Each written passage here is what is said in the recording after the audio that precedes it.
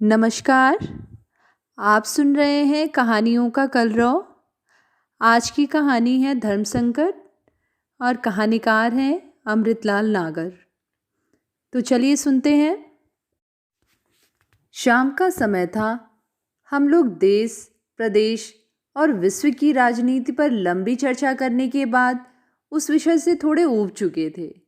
चाय बड़े मौके से आई, लेकिन उस ताजगी का सुख हम ठीक तरह से उठा भी ना पाए थे कि नौकर ने आकर एक सादा बंद लिफाफा मेरे हाथ में रख दिया। मैंने खोलकर देखा। सामने वाले पड़ोसी राय बहादुर गिरिराज किशन का पत्र था। कांपते हाथों, अनमिल अक्षरों और टेढ़ी पंक्तियों में लिखा था, माय डियर प्रताप, मैंने फुल्ली को आदेश दे रखा है कि मेरी मृत्यु के बाद यह पत्र तुम्हें फौरन पहुंचाया जाए। तुम मेरे अभिन्न मित्र के पुत्र हो। रमेश से अधिक सदा आज्ञाकारी रहे हो। मेरी निम्नलिखित 3 अंतिम इच्छाओं को पूरा करना। पहली, रमेश को तुरंत सूचना देना। मेरी आत्मा को तभी शांति मिलेगी जब उसके हाथों मेरे अंतिम संस्कार होंगे। मैंने उसके साथ अन्याय किया है। दूसरी, फुल्ली को मैंने 5,000 रुपये दिए हैं और 5-5 सौ रुपये बाकी चारों नौकरों को। नोट मेरे तकिए में रुई की परत के अंदर है। उसी में वसीयत और तिजोरी की चाबी भी है। घर में किसी को यह रहस्य नहीं मालूम। तकिया आप फौरन अपने कब्जे में कर लेना। घर के भंडार घर और संदूकों की चाबियां तिजोरी में हैं। रमेश के आने पर 5 पंचों के सामने उसे सौंप देना। तीसरी, मैंने अपनी वसीयत में यह शर्त रखी है कि मेरी पत्नी अगर मुझे माफ़ कर दे और गलत ही सही मगर जो पतिव्रत उस पर आन पड़ा है उसे साध कर रमेश को छोड़कर बाइज्जत यहाँ रहे तो यह मकान और 10,000 रुपये उसे दिए जाएं। लेकिन यह काम उसी हालत में होना चाहिए जबकि हम और तुम्हारे द्वारा नियुक्त मोहल्ले के 4 भले आदमी मेरी पत्नी की सच्चरित्रता के संबंध में आश्वस्त हो जाए। पत्र पर 6 रोज पहले की तारीख पड़ी थी। मुझे यह समझने में देर न लगी कि राय बहादुर साहब गत हो चुके हैं। पत्र मैंने बड़े बाबू के सामने मेज पर रख दिया। इंजीनियर साहब और प्रोफेसर साहब भी झुककर पढ़ने लगे। चाय बेमजा हो गई। हम सभी उठकर राय बहादुर साहब के यहाँ आ गए। उनका रोबीला चेहरा रोग और मानसिक चिंताओं से जर्जर होकर मृत्यु के बाद भी उनके अंतिम दिनों के असीम कष्टों का परिचय दे रहा था। मृत राय बहादुर के चेहरे को देखते हुए उनके साथ बीते इतने वर्षों की स्मृतियां मेरे मन में जाग उठी। राय बहादुर बाबू गिरिराज किशन बीए उन हिंदुस्तानियों में से थे जिन्हें तकदीर की चूक के कारण इंग्लैंड में जन्म नहीं मिला। उनका रंग भी गोरा न था, बल्कि गेहुए से काले की ओर ही अधिक झुकता हुआ था। फिर भरसक उन्होंने अपने आप को अंग्रेज नुमा बनाए रखा।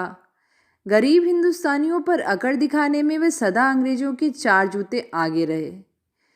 कई हिंदीवादियों ने उनसे शुद्ध नाम गिरिराज कृष्ण रखने को कहा, मगर वे उन्हें मूर्ख बताते हुए गिरिराज ही बने रहे। राय बहादुर गिरिराज किशन के नाम के साथ बीए जोड़ना भी नितांत आवश्यक था। सन 23 में राय बहादुर गिरिराज अपनी बिरादरी के राय साहब दीनानाथ की बदौलत इलाहाबाद में छोटे लाट के दफ्तर में भर्ती हुए थे। अपनी अंग्रेज परस्ती और हाई क्लास खुशामद के दम पर राय बहादुर ऊंची कुर्सियों पर चढ़ बैठे। स्वराज होने पर आंतरिक कष्ट भोगने के बावजूद 3 वर्षों तक राजशाही अफसरों, नेताओं और मंत्रियों की भी बाअदब खुशामद की। गिरिराज बाबू इन लोगों के सामने जिस प्रकार खुद दुम हिलाते उसी प्रकार अपने सामने अपने मातहतों की भी हिलवाते थे। आज़ादी के बाद भी दफ्तर में अपना भला चाहने वाला कोई बाबू उनके आगे हिंदी का एक शब्द भी नहीं बोल सकता था। और घर के लिए भी यही मशहूर था कि राय बहादुर की भैंस तक अंग्रेजी में ही डकारती है। अगर कोई कसर थी तो यही कि लेडी गिरिराज के वास्ते अंग्रेजी का करिया अक्षर भी भैंस बराबर ही था। राय बहादुर गिरिराज पहली लड़ाई के ज़माने के मॉडर्न आदमी थे। सुबह आँख खुलते ही घंटी बजाते, सफ़ेद कोट, पतलून और साफे से लैस फुल्ली आया का लड़का घसीटे छोटी हाजिरी लेकर हाजिर होता। ठीक 8 बजे बड़ी हाजिरी पर बैठते। बेटी बेटा साथ होते, पर लेडी गिर्राज अंडा बिस्कुट समाज में कभी न बैठती। परम कट्टर छूत पाक वाली ना होते हुए भी मांस मछली से उन्हें परहेज था। बशीरत चपरासी के बाप मुन्ने बावर्ची को हफ्ते में 2 दिन ड्यूटी देनी पड़ती थी। घर के निचले हिस्से में विलायती रसोई थी। एक तरह से कहना चाहिए कि नीचे का पूरा घर ही विलायती था। वहाँ लेडी गिर्राज के बजाय फुल्ली आया का ज़्यादा साम्राज्य था। फुल्ली पहले अंग्रेजी कोठियों में काम करती थी। अंग्रेजी ढंग से हिंदुस्तानी बोलती थी। अंग्रेजी घर के कायदे जानती थी। छोटी बड़ी हाजिरी, लंच, डिनर, चाय सब का समय साधती थी। इसीलिए गिर्राज बाबू के बाबू नियम से 2 पेग खाने से पहले चुस्कियों में मर्यादा करते थे। फुल्ली उसका इंतज़ाम भी खूब करती थी। इसीलिए आमतौर पर मजाक मजाक में ही मशहूर हो गया था कि राय बहादुर साहब से कोई काम करवाने के वास्ते बजाय लेडी गिर्राज के लेडी फुल्ली की सिफारिश ज़्यादा पुरअसर होती है। वैसे राय बहादुर गिर्राज में किसी ने भी कोई ऐप की बात नहीं देखी सुनी थी। अगर ऐप था तो यही कि वे मॉडर्न थे। चुरुट मुंह में लगाए बगैर वे बात नहीं कर सकते थे। अगर कोई हिंदी सभा का चंदा मांगने आए तो उससे अकड़ कर कहते कि मॉडर्न जमाने में गंवारू भाषाओं का उद्धार करना हिमाकत की बात है। धर्म के संबंध में पहले तो वह यह कहा करते थे कि यह ढोंग और पागलपन की वस्तु है, मगर बाद में उसे इंडियन कल्चर का एक सनातन रूप मानकर सहन कर जाते थे। गिर्राज साहब थोड़ा बहुत लेने देने का काम करते थे और उसकी बदौलत उन्होंने हैसियत भी बनाई। अच्छा मॉडर्न ढंग का मकान बनवाया। उसका नाम द नाइटिंगेल रखा। सदा 2-4 नौकर पाले। घर से लेकर दफ्तर तक घड़ी साध कर सबसे ड्यूटी करवाई। पत्नी को भी मिलने के वास्ते फुल्ली के द्वारा उनसे अपॉइंटमेंट लेना पड़ता था। लेडी इससे जल भुन गई कि मैं फुल्ली से भी गई बीती हूँ। लेडी गिर्राज ने अपने फूहड़पन में उनके ऊपर एक बहुत बड़ा लांछन लगा दिया। राय बहादुर साहब सिद्धांततः और स्वभावतः अवैध रिश्तों से नफरत करते थे। इसीलिए अपनी पत्नी के द्वारा झूठा लांछन लगाए जाने के बाद फिर उन्होंने कभी उनका मुंह न देखा। बड़ी लड़की के विवाह के अवसर पर उन्होंने कन्यादान इसीलिए स्वयं न किया कि उन्हें पूजा के पटरे पर अपनी पत्नी के साथ बैठना पड़ता। इसके बाद 2 वर्ष में लेडी गिर्राज घुल घुल कर मर गईं, मगर मरी भी तो नियति के साथ षड्यंत्र करके ठीक उनके रिटायर होने के दिन। राय बहादुर गिर्राज को बहुत शिकायत हुई। अपने बेटे बेटी से कहा, तुम्हारी मम्मी को कभी टाइम का सेंस नहीं रहा। अगर मरना ही था तो कल सुबह मरती, परसों सुबह मर सकती थी, आज शाम को दफ्तर में मेरी फेयरवेल पार्टी होने के बाद कभी मर सकती थी। जिंदगी में एड्रेस पाने का यह पहला मौका आया था, सो इस तरह तबाहो बर्बाद कर दिया। इडियट कहीं की। इसके बाद मरने वाले तो खैर मर ही चुकी थी, मगर जो भी मातम पुरसी के लिए मुंह बिसुरते हुए आए उन्हें भी राय बहादुर साहब की डांट खानी पड़ी। जो कहता कि साहब सुनकर बड़ा दुख हुआ, उससे ही कहते आपको दुख करने की ज़रूरत क्या है, मुझे कोई दुख नहीं हुआ। जो आदमी पैदा होता है उन सबको एक साथ फौरन मर जाना चाहिए। जाइए, मेरे यहाँ मातम पुरसी के लिए आने की ज़रूरत नहीं।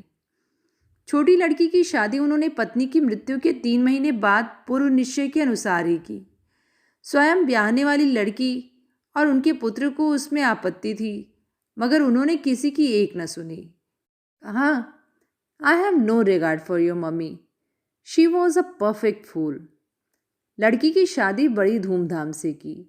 एक ICS के बेटे को अपना दामाद बनाया और बहुत कुछ दान दहेज देकर रिटायर होने के बाद भी रौब जतलाया। लड़का रमेश तब MA फाइनल में पढ़ रहा था। काम ही तेज था, सदा फर्स्ट क्लास रिकॉर्ड रहा। MA के बाद IAS में बैठने वाला था। लड़की वाले अनेक व्यक्ति रमेश की मांग करने के लिए राय बहादुर की सेवा में आने लगे।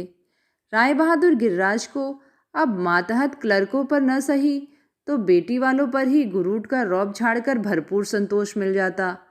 दहेज के मामले में वे पक्के मॉडर्न थे, यानी 25,000 मांगते थे। एक आध पिछले जानकार ने दुहाई दी कि आप तो दहेज के विरुद्ध थे, उसको पुरानी प्रथा बतलाते थे।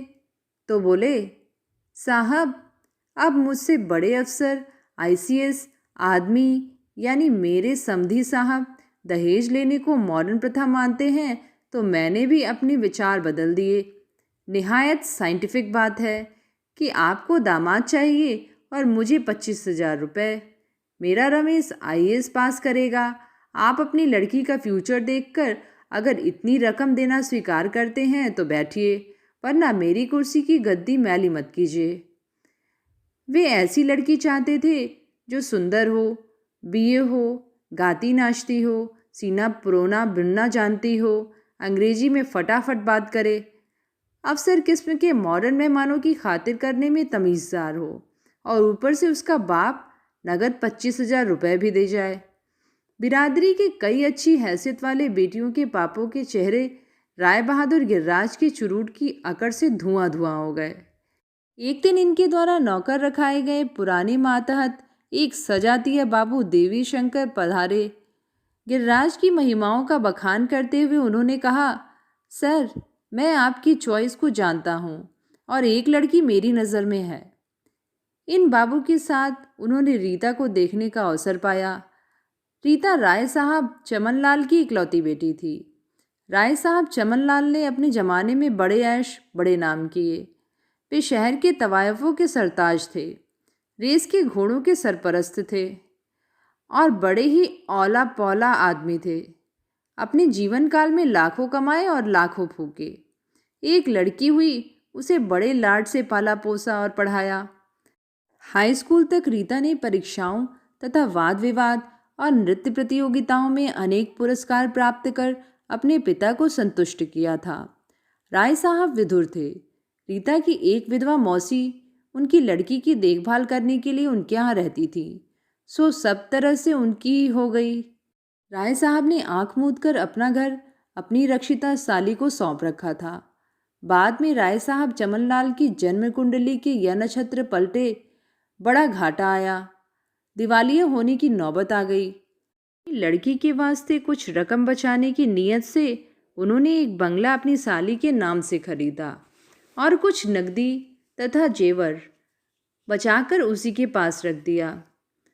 फिर राय साहब दिवालिये हो गए और जिस दिन उन्हें अपनी महलनुमा कोठी सदा के लिए छोड़नी थी, उस दिन उन्होंने गहरे नशे में अपनी कनपटी पर रिवॉल्वर रखकर अपनी इहलीला समाप्त कर ली।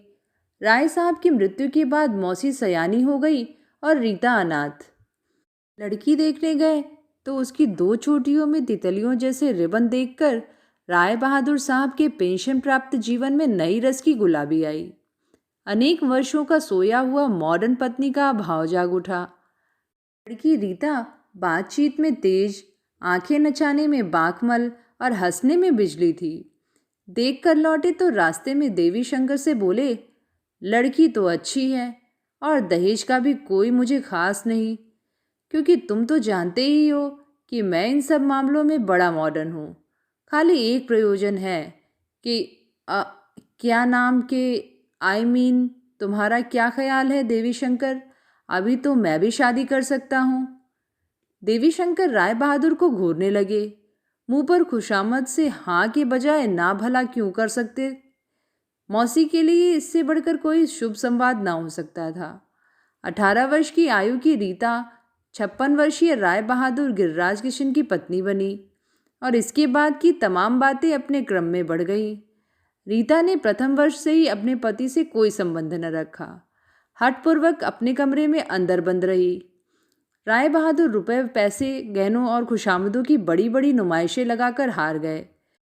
फिर एक दिन फुल्ली ने बताया कि रमेश और रीता राय बहादुर द्वारा स्थापित संबंध को भूलकर परस्पर नया संबंध स्थापित कर रहे हैं। राय बहादुर आग हो गए।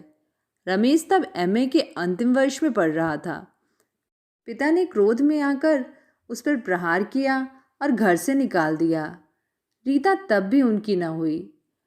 रमेश को 2 महीने बाद ही दिल्ली में कोई नौकरी मिल गई और उसके महीने भर बाद ही रीता राय बहादुर के घर से गायब होकर दिल्ली पहुंच गई। जाने से पूर्व वह एक अलबेला काम कर गई। मोहल्ले के 50 घरों में हर पते पर उनका लिखा पोस्ट कार्ड उसके गायब होने के बाद दूसरे ही दिन पहली डाक से पहुंचा। उसमें मात्र इतना ही लिखा था, बाबू गिरिराज कृष्ण ने मुझे जबरदस्ती अपनी पत्नी बनाया था, मगर मैंने उन्हें कभी अपना पति नहीं माना और न अपना धर्म ही दिया। विवाह से पहले मुझे बताया गया कि मैं उनके पुत्र को ब्याही जाऊंगी। तब से मैंने उनके पुत्र को ही अपना पति माना। इस घर में आकर भी उन्हें ही भगवान के साक्षी में अपने को सौंपा और अब मैं अपने पति के पास ही जा रही हूँ। रीता के भागने से राय बहादुर बाबू गिरिराज कृष्ण को इतना कष्ट नहीं पहुंचा था जितना कि उसके द्वारा भेजे गए इस सार्वजनिक पत्र से वे दुखी हुए। इसके बाद राय बहादुर का जीवन बदल गया। उनमें पूजा पाठ और आस्तिकता की भावना जागी, साथ ही अकेलापन भी हट पकड़ गया। पिछले 8 वर्षों में वे एक दिन भी अपने घर से बाहर निकलकर कहीं न गए। लेन देन का काम करते थे, वह भी धीरे धीरे समाप्त कर दिया। मोहल्ले में किसी से भी संपर्क न रखा। पिछले कुछ दिनों में बीमार थे, मगर मोहल्ले वाले उनकी हालत देखने पूछने भी ना जाते तो मिलते भी नहीं। और अचानक मेरे पास अब यह पत्र आया। हम सभी मोहल्ले वाले एकाएक यह निर्णय न कर पाए कि इस स्थिति में क्या करना चाहिए। वैद्य जी और बड़े बाबू इस पक्ष में थे कि पुलिस को सूचना दे दी जाए और इस पत्र को लिखी हुई बातों का अमल भी कानून के हाथों ही किया जाए, परंतु मैं तो मृत व्यक्ति की अंतिम इच्छा पूरा करने के पक्ष में था। राय बहादुर कैसे भी रहे हों, इसी मोहल्ले के थे। कईयों को उन्होंने कभी नौकरी भी दिलाई थी, उपकार किया था। इंजीनियर साहब भी मेरे ही मत के थे। बाद में सभी राजी हो गए। मोहल्ले के एक मित्र के पास रमेश के पत्र आया करते थे। उसी से पता लेकर तार भेजा गया, जिसमें यह स्पष्ट लिखा था कि यदि कल प्रातःकाल तक तुम स्वयं अथवा तुम्हारा पत्र उत्तर ना आएगा तो राय बहादुर की अंत्येष्टि क्रिया मोहल्ले वालों द्वारा ही पंचनामे से संपन्न कर दी जाएगी। सुबह 4 बजे तार का जवाब आया। रमेश टैक्सी द्वारा दिल्ली से चल रहा था और सुबह तक पहुंच जाएगा। प्रातःकाल करीब करीब सभी मोहल्ले वाले राय बहादुर के घर पर उपस्थित थे। तभी टैक्सी दरवाजे पर रुकी। रमेश, रीता और 3 बच्चे उतरे। रमेश के मुंह पर तो सामाजिक लज्जा और संकोच की मलिन छाया थी, परंतु रीता का चेहरा सतेज और निर्विकार था। रीता के आने का संवाद पाकर अनेक स्त्रियां कौतूहलवश आ गईं। रीता ने राय बहादुर की लाश के पास अपनी चूड़ियां तोड़ी और मांग का सिंदूर पोंछा। रमेश ने पिता का अंतिम संस्कार किया। स्त्रियां रीता से तरह तरह के प्रश्न करती थीं, परंतु वह कोई उत्तर न देती थी। क्रियाकर्म इत्यादि में राय बहादुर के सजातीय नाते रिश्तेदार आदि बहुत कम आए। ब्रह्मभोज में गरीबी से एकदम टूटे हुए ब्राह्मण ही आए। किसी प्रकार क्रियाकर्म समाप्त हुआ। रमेश के वहां से चलने का समय आया। मैंने राय बहादुर के अंतिम पत्र के अनुसार संभ्रांत मोहल्ले वालों के साथ रीता रमेश को बुलाकर सबके सामने उनका यह अंतिम पत्र पढ़ा और वह तकिया जो मुहरबंद पेटी में मैंने रखवा दिया था खुलवाया। फुल्ली और नौकरों को राय बहादुर की इच्छानुसार रुपए दे दिए गए। राय बहादुर की अंतिम मांग पर रीता का निर्णय सुनने के लिए हम सभी उत्सुक बैठे थे। रीता बोली, मैं धर्म और ईश्वर के सम्मुख सच्चरित्र हूँ। मैंने अपने तन मन से उन्हें सदा ससुर ही माना। धार्मिक कानून की जिस मजबूरी से उन्होंने मुझे अपनी पत्नी बनाया था, उसे मैंने विधिवत उनकी लाश को सौंप भी दिया। उनकी चूड़ियाँ, उनका सिंदूर उन्हें सौंपा, लेकिन मेरी चूड़ियाँ, मेरा सिंदूर अक्षय है, कहकर उसने देर से अपने हाथ से नीचे दबी हुई रुमाल की पोटली को उठाया। उसमें हरी चूड़ियाँ थीं और एक चांदी की डिबिया थी। चूड़ियाँ पहनी और डिबिया खोलकर रमेश की ओर रखते हुए बोली, जिन्होंने मेरी गोद भरी है उन्होंने मेरी मांग भी भरी है। लीजिए, मेरी मांग भर दीजिए। रमेश ने रीता की मांग में सिंदूर की रेखा खींच दी। फिर रीता बोली, घर के संबंध में मुझे केवल यही कहना है कि अगर आप 5 पंच मुझे दुष्चरित्र मानते हो तो उसे धर्मशाला बना दीजिए। हम में से कोई खम ठोक कर एकाएक यह नहीं कह पाया कि रीता दुष्चरित्र है। मैंने अनुभव किया कि सभी के मनों को इस प्रश्न से धक्का लगा था। अपने परंपरागत धार्मिक संस्कारों के कारण हम रीता को सचरित्रा भी मानने से हिचकिचा रहे थे। पर यूं क्या कहें, रीता हमारी हिचक पर एक बार कहकर उठ गई। उसने कहा, मुझे राय बहादुर का घर और 10,000 रुपये पाने की इच्छा नहीं। मेरे पति ने मुझे सुहाग की छांव दे रखी है, लेकिन मैं आपके सामने कसौटी रखती हूँ। बोलिए, घर किसका है? घर को छोड़कर बाकी सब सामान के साथ रमेश, रीता और उनके बच्चे दिल्ली चले गए। हम सभी तक कोई निर्णय नहीं कर पाए। अभी तक हम इसी हालत में हैं। घर की चाबी मेरे पास है। वह तोले डेढ़ का लोहे का टुकड़ा इस समय मेरे मन प्राणों का बोझ बना हुआ है। तो ये थी कहानी धर्म संकट। कहानी आप सबको कैसी लगी नीचे कमेंट में लिख के ज़रूर बताइएगा। आगे भी ऐसी कहानियाँ सुनते रहने के लिए चैनल को सब्सक्राइब, लाइक और शेयर करिएगा। धन्यवाद।